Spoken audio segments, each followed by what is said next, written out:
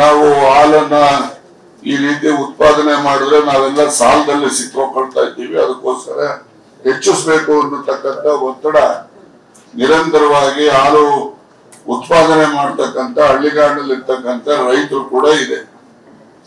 ಆ ಹಿನ್ನೆಲೆಯಲ್ಲಿ ಹೆಚ್ಚು ತಡ ಆದ್ರೂ ಕೂಡ ಇವತ್ತು ಎಲ್ಲ ಹಾಲು ಒಕ್ಕೂಟಗಳ ಒತ್ತಡಕ್ಕೆ ಮತ್ತು ರೈತರ ಒತ್ತಡಕ್ಕೆ ಮಣಿದು ಸರ್ಕಾರ 1ನೇ ತಾರೀಕು ಏಪ್ರಿಲ್ ನಿಂದ 100,000 ಮಿಲಿಲೀಟರ್ ಹಾಲಿಗೆ 4 ರೂಪಾಯಿಗಳನ್ನ ಹೆಚ್ಚಿಸ್ತಕ್ಕಂತ ಒಂದು ತೀರ್ಮಾನವನ್ನ ಇವತ್ತು ಅಂದ್ರೆ ತೀರ್ಮಾನ ತೆಗೆದುಕೊಂಡಿರೋರು ಇವ್ರುಗಳು ಹಾಲು ಮಹಾಮಂಡಳದವರು ಒಕ್ಕೂಟದವರು ಅವ್ರು 5 ರೂಪಾಯಿ ಕೇಳ್ತಾ ಇದ್ರು.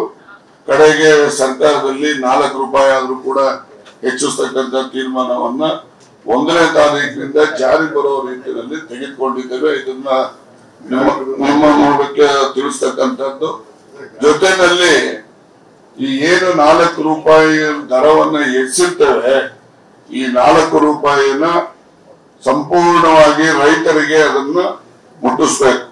ಏನೀಗ ನಮ್ಮಲ್ಲಿ ಸರಿಸುಮಾರು 31 ರೂಪಾಯಿ 68 ಪೈಸೆ ಅಂತೇಳಿ ಒಂದು ಆವರೇಜ್ ವರ್ಕೌಟ್ ಮಾಡಿದ್ದೇವೆ. ಮುಂದಕ್ಕೆ ರೈತರಿಗೆ ಇದ್ರ ಜೊತೆಗೆ 4 ರೂಪಾಯಿ ಸೇರುತ್ತೆ. ಈ ರೀತಿಯ ಒಂದು ತೀರ್ಮಾನ ಹಾಲು ಉತ್ಪಾದಕರಿಗೆ ಅನುಕೂಲ ಆಗ್ಲಿ ಅಂತಕ್ಕಂಥದ್ದು ಇರ್ಬೋದು. ನಮಗೂ ಕೂಡ ಗ್ರಾಹಕರು ಏನಿದ್ದಾರೆ ಅವರು ಕೂಡ ಬಸ್ ದರ ಏರ್ಸಿದ್ರು, ಮೆಟ್ರೋ ದರ ಏರ್ಸಿದ್ರು, ಈಗ ಹಾಲಿನ ದರನ್ನು ಕೂಡ ಏರ್ಸ್ಬಿಟ್ಟಿದ್ದಾರೆ ಅಂತಕ್ಕಂಥ ಒಂದು ಟೀಕೆ ಟಿಪ್ಪಣಿಗಳು ಕೂಡ ಬರ್ತಕ್ಕಂಥದ್ದು ಸರ್ವೇ ಸಾಮಾನ್ಯ. ಆದಾಗ್ಯೂ ಕೂಡ ಇದರಲ್ಲಿ ಸರ್ಕಾರದ ಯಾವುದೇ ಹಣ ಸಂಪಾದನೆ ಮಾಡತಕ್ಕಂಥದ್ದಾಗ್ಲಿ ಅಥವಾ ಯಾವುದೇ ಒಂದು ರೀತಿಯಲ್ಲಿ ಸರ್ಕಾರದ ಯಾವುದೇ ರೀತಿಯ ಲಾಭ ನಷ್ಟದ ಯೋಚನೆ ಅಲ್ಲ.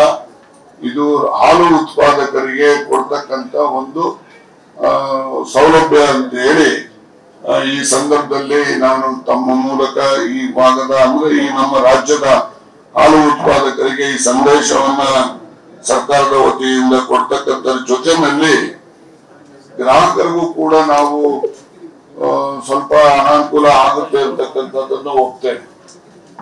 4 ರೂಪಾಯಿ 1,000 ಮಿಲಿಲೀಟರ್ ಹಾಲಿಗೆ ಹೆಚ್ಚಿಸ್ತಕ್ಕಂಥದ್ದು ಅಂತ ಹೇಳಿದ್ರೆ ಅವ್ರಿಗೂ ಕೂಡ ಸ್ವಲ್ಪ ಅಸಮಾಧಾನ ತೊಂದರೆ ಆಗುತ್ತೆ ಅಂತಕ್ಕಂಥದ್ದು ನಿರ್ವಿವಾದ.